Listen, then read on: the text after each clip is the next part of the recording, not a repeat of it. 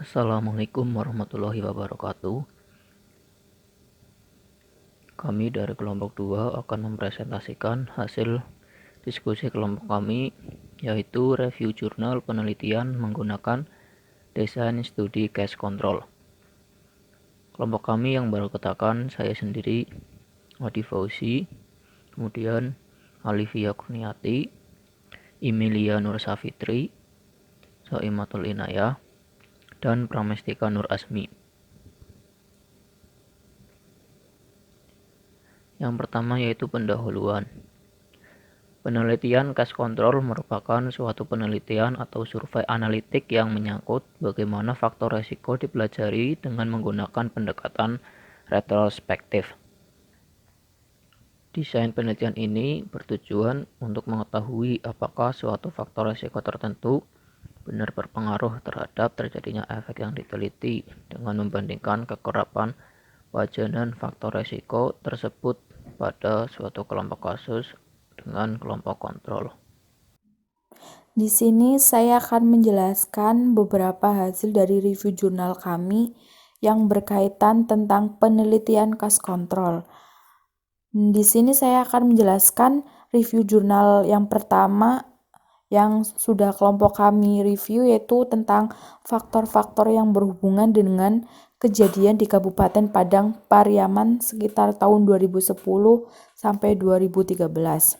Di sini yang sudah kita review yaitu tentang filariasis atau penyakit gigi gajah adalah penyakit menular menahun yang disebabkan oleh cacing filarial dan ditularkan oleh nyamuk Mansonia, Anopheles, culek, dan Armigeres.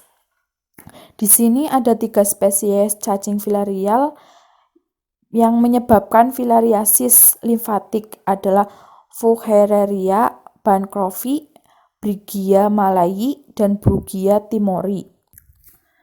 Dan tujuan dari penelitian ini yaitu untuk mengetahui faktor apa saja sih yang berhubungan dengan kejadian filariasis. Penelitian ini menggunakan metode studi cache control yang merupakan penelitian epidemiologis, analitik, observasional yang bersifat retrospektif. Dan di sini metode yang digunakan yaitu desain penelitian ini adalah cache control, yang mana merupakan penelitian epidemiologi, analitik, observasional yang bersifat retrospektif. Dan di sini ada sampel kasus yang dinyatakan penderita penyakit filariasis di Kabupaten Padang Pariaman sekitar totalnya itu sekitar 29 orang penderita. Dan di sini saya juga akan menjelaskan tentang hasil penelitian dari jurnal tersebut, yaitu yang pertama, responden dengan umur beresiko sekitar 25 sampai 45 tahun pada kelompok kasus sebanyak 14,3% dan kelompok kontrol sebanyak 50%. Yang kedua, responden dengan jenis kelamin yang beresiko itu laki-laki pada kelompok kasus itu sekitar 19% dan kelompok kontrol sebanyak 31%.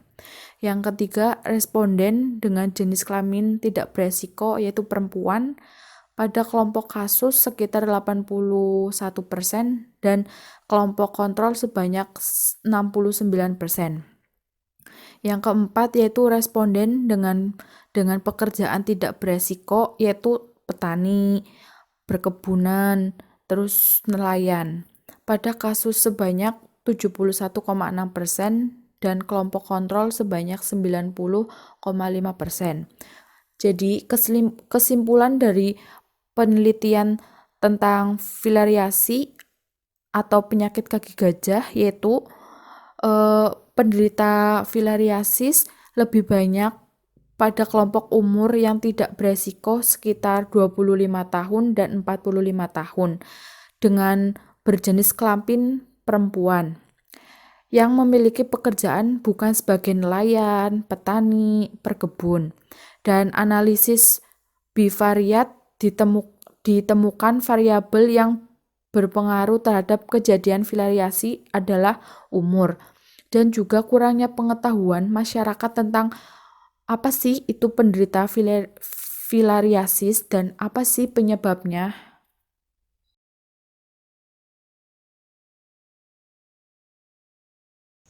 Selanjutnya yaitu review jurnal nomor 2 dengan judul jurnal Hubungan antara tingkat kepatuhan minum obat antiplatelet aspirin dengan kejadian stroke iskemik berulang di Rumah Sakit Bethesda Yogyakarta. Stroke adalah berhentinya suplai darah ke bagian otak, sehingga mengakibatkan hilangnya fungsi otak. Stroke dapat terjadi karena pecahnya pembuluh darah atau terhalanginya asupan darah ke otak oleh gumpalan. Tujuan dari penelitian ini yaitu meneliti hubungan antara tingkat kepatuhan minum obat antiplatelet aspirin dengan kejadian stroke berulang. Digunakan penelitian analitik dengan metode case control. Menggunakan metode case control, sampel penelitian berjumlah 112. Kelompok kasus sebanyak 56 pasien stroke berulang. Kelompok kontrol sebanyak 56 pasien stroke tidak berulang dengan menanyakan riwayat stroke. Kepatuhan minum obat aspirin sejak tahun 2016 ke belakang. Hasil yang didapat dari penelitian tersebut yaitu data primer pasien menunjukkan bahwa tingkat kepatuhan minum obat antiplatelet aspirin mempengaruhi terjadinya kejadian stroke berulang pada pasien stroke iskemik dengan resiko 28 kali lebih besar. Hasil tersebut didukung dari hasil perhitungan statistik dengan nilai P kurang dari 0,005. Kesimpulan yang didapat yaitu terdapat hubungan antara tingkat kepatuhan minum obat antiplatelet aspirin dengan kejadian stroke berulang pada pasien iskemik di Rumah Sakit Bethesda Yogyakarta.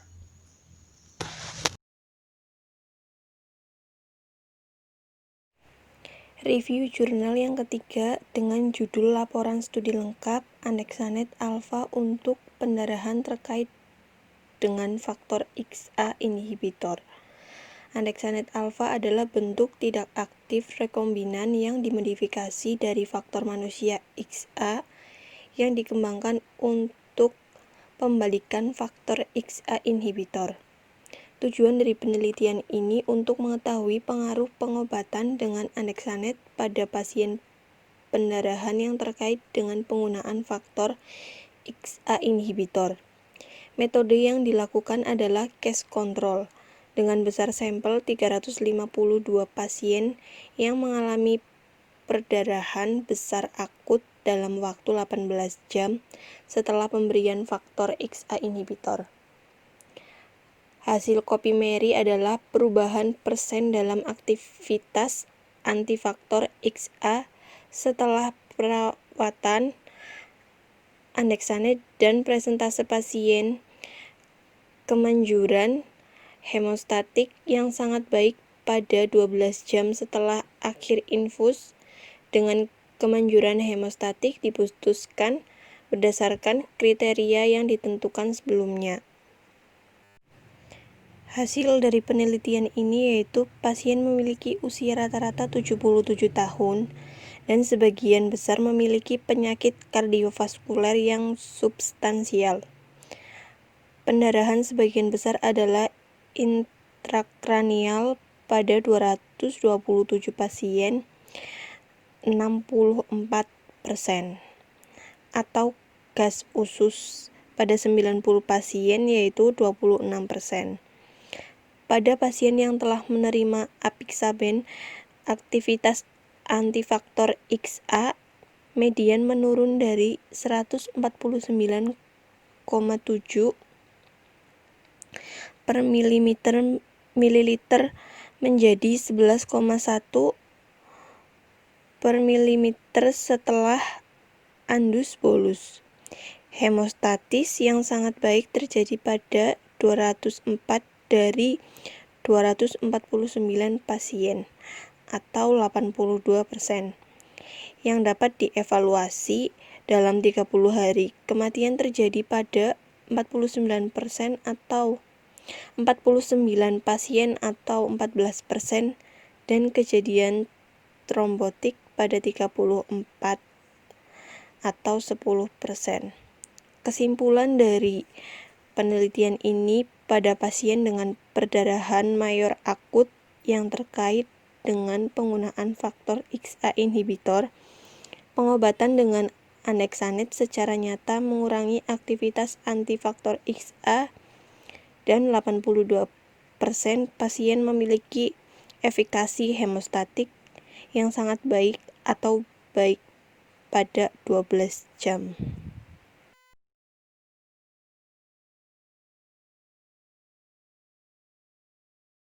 Dari ketiga review jurnal di atas, maka dapat disimpulkan bahwa yang pertama, pada penelitian studi case control, pemilihan subjek berdasarkan pada status penyakit yang diderita, yang kemudian dilakukan pengamatan apakah subjek tersebut mempunyai riwayat terpapar atau tidak.